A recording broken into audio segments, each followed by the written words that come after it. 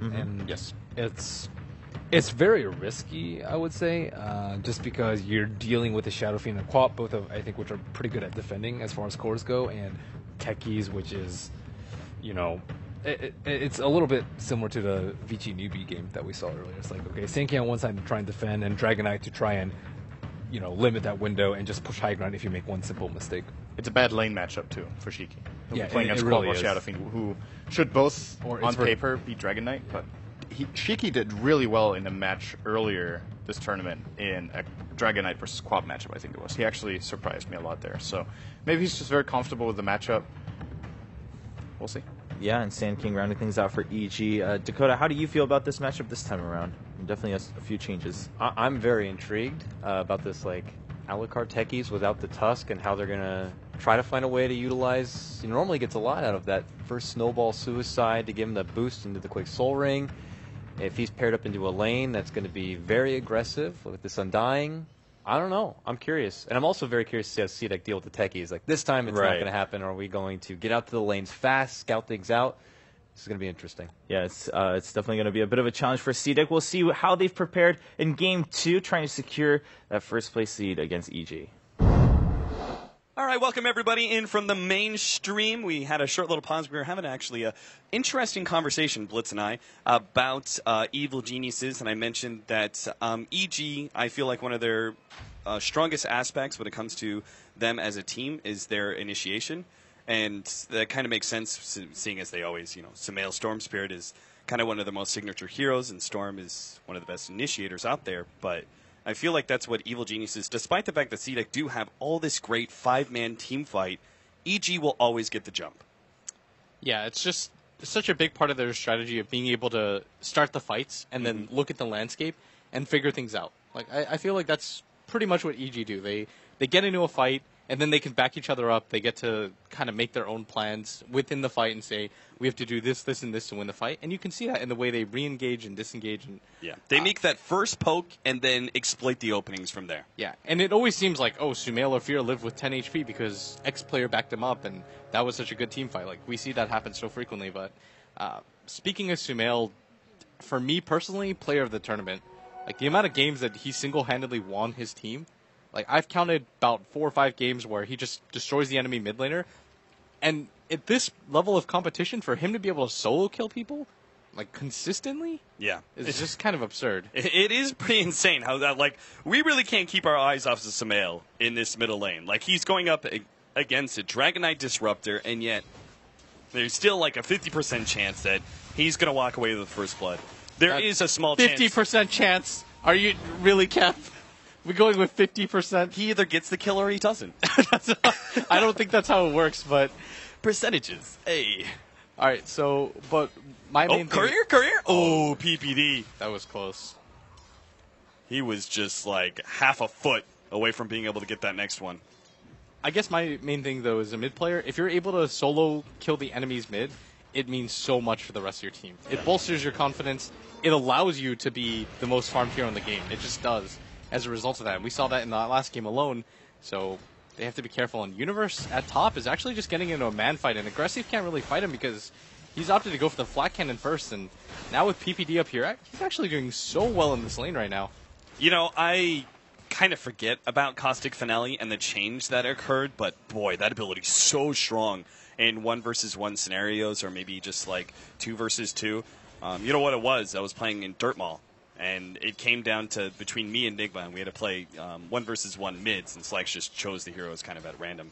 And I had to play a Sand King versus Sand King matchup. Man, that was the Caustic Finale. Really relevant to this. It was. Super the Dirt Mall Finals. TI5. I can totally see why you brought that up. Sometimes Wagga or I may bring up our 7K games, but that was really that was the example that really helped me understand this matchup. Thank you, anyway, capitalists. the point is that Sand King, no matter how relevant he may be in the meta, we don't really talk about Caustic Finale at all.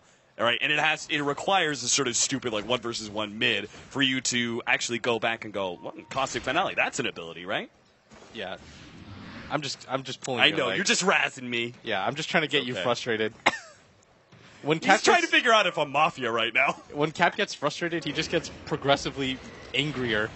So, all right. So this bottom lane, though, Undying plus Tusk is so strong. Like, it's really difficult to play against, but because AUI's here, they have no idea where the mines are. And I just feel like CDEC are just so afraid of him. Like, last game, we saw that alone. They had 2 BKBs, a Roshan advantage. They had the Aegis, and they still weren't willing to push. Ooh, cute. Last couple of right clicks, they need another. Universe is now going to have to turn onto aggressive. They've got Sand King and Dazzle.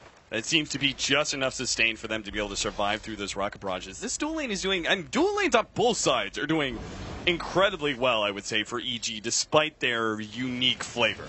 Techies Queen of Pain dual lane is really weird, to say the least. Part of the reason why you pick the Gyrocopter is that he can be self-sufficient. So you can pick greedy supports with him. Is how you should look at it. And Disruptor is kind of a greedy support. It is one of the better ones at zoning. It's not like a Dazzle where you're going to struggle a little bit, but because this dual lane is so strong, this Dazzle plus Sand King, it's actually forcing the Disruptor to stay mid. And what it's doing is it's allowing Sumail to snowball in this mid lane. And because Fear is so good at catching up into the game, they're actually not even concerned about this bottom lane really. And Fear's got 20 CS. It's not even like that dual offlane is doing a really good job. And as a result of this, Sumail is taking such a big snowball lead mid. Like, he already has 27 CS compared just to the 14 of the Dragon Knight. He's almost doubling his CS. He has complete rune control right now, and this is what I'm talking about. When you play with a player like this that almost consistently wins his lane and allows you to snowball off of this, it means you don't have to worry about his lane, and the other team is just constantly trying to figure out a way to beat him. Yeah, I could see Wepis is keeping a firm camera on Sumail just because you never know if he's going to be able to secure that first blood. And he's getting to the point where those level 3 raids are pretty dangerous. But it's bottom lane that looks like we're going to have our kill. There it is. Suicide finally comes out. AUI secures the first blood. Dangerous situation. The Undying versus Techies is just frustrating through and through. Just because Techies offers such a significant team fight advantage early on, but it's the mines versus that one. The snowball, it didn't catch him. Sumail was just so far back. I think part of the problem with playing against a Techies or a Bounty Hunter and why it's frustrating is because it completely changes the way that you play Dota. Yeah. Like, you can't just play normal Dota and expect normal things to happen. Like, weird stuff happens when a Techies or a Bounty Hunter is in the game. You constantly have to keep ward vision up. You're afraid to take fights because you don't really know. You fear the unknown. You're just like, are people going to be behind? Yeah. Am I walking into a trap here? I told you about that conversation I had in the lunchroom, right? I can't remember. I think it's with FNG, but I can't actually remember who it was specifically. But it was like, why is Bounty Hunter picked up? You look at all the other heroes that are picked up in the first 1-2. They're all just genuinely strong heroes throughout all parts of the game. Gyrocopters, Queen of Pains, Lenas, these kind of heroes, just always strong, right? And then you've got Bounty Hunter, who has some very obvious strengths and weaknesses, and I would say isn't that same kind of hero. And he said, it's just the fact that Bounty Hunter makes you play so differently. The game is just different entirely when you're able to first pick up a Bounty Hunter, and the team has to deal with that. Now, obviously, as we've seen the group stages progress, it hasn't actually turned out that well. Seems like teams have really adjusted to the Bounty Hunter play, but the general idea is still there. It forces the enemy team to play a different game. There's no adjusting to a Techies. Like, there's no real way that you're just going to completely ignore it. In the before the draft, I said you just have to act like Techies isn't a hero in the game. Like, if you die to mines, it's whatever. Dota bugged out. Like, Valve should patch that. My hero just disappeared. Like, you can't get frustrated. You can't allow it to overly impact your game plan. You just have to continue to play solid, smart Dota and not just let it be like, oh, if we push here even with the gem, are we running into mines right now? And I feel like that's what happened to CDEC. You just have to play cautious and just pretend like he's not some sort of all omnipotent god that has mines everywhere, and if you just make a move, you're all going to blow up. Like, you have to respect it a little bit less than that. Universe get a lot of farm here at this lane. 19 and 2 as a kind of dual off laner. You've got 10 CS on the Dazzle as well, so the combined CS is actually quite nice. Middle lane seems to be going very well for Sumail, to say the least. 57 and 15. Of course, he's got Radiant side, so he's able to grab extra CS out of the neutrals. Shiki sitting at a 33 and 2. Obviously, never going to stay anywhere near the SF and farm unless they get into a mid-game spin where they start really countering him a lot of the time. Now, Universe still has his Burrow Strike to be able to get away. They also have the Shallow Grave, Gonna glimpse him back, and the Burrow Strike comes out in order to get out of that one. Now Fear makes the quick response, a TP in, and an ultimate to lay out the Disruptor. Many of the other heroes were dropped quite low, but still, it's fighting around and undying. They don't get greedy. They just take the one pick-off that they got, helped Universe survive, and we'll call it a day. Yeah, and you force the Dragon Knight to rotate at the same time as the Undying, and the Disruptor dies for that, and you don't lose a single hero. You're going to be incredibly satisfied if you're EG, and they know for a fact that he doesn't have the Tombstone. They're going to fight this. Yeah, this is a little awkward here. Shiki actually runs to Sumail, Dragon Tails him up, and runs right past him with that extra movement speed. I don't think they're going to be able to get anything as a result of this, but it's going to force C-Deck out of the lane. It's going to make it easier for them to push down this mid tower, and C-Deck is just playing reactionary Dota. Fear's going to pick up a Haste Rune. Incredibly happy to see this, and he might even bother just swinging back mid, but he notices that at bottom, this is a free lane. You don't want to just ever give up free lanes. You still want to play around the fact that there's farm down there. Yeah. Well, AUI would be happy to take some of that farm. He's actually level 5, so the very early level 6 is coming his way. They certainly know how to give AUI space, man. Always the greedy force, so valuable on him. AUI trying to run down this Tusk. Couldn't quite get in range, though. They will back up. Universe getting more free time in the top lane as C-Deck are trying to get really aggressive early on. They have to guarantee a kill here.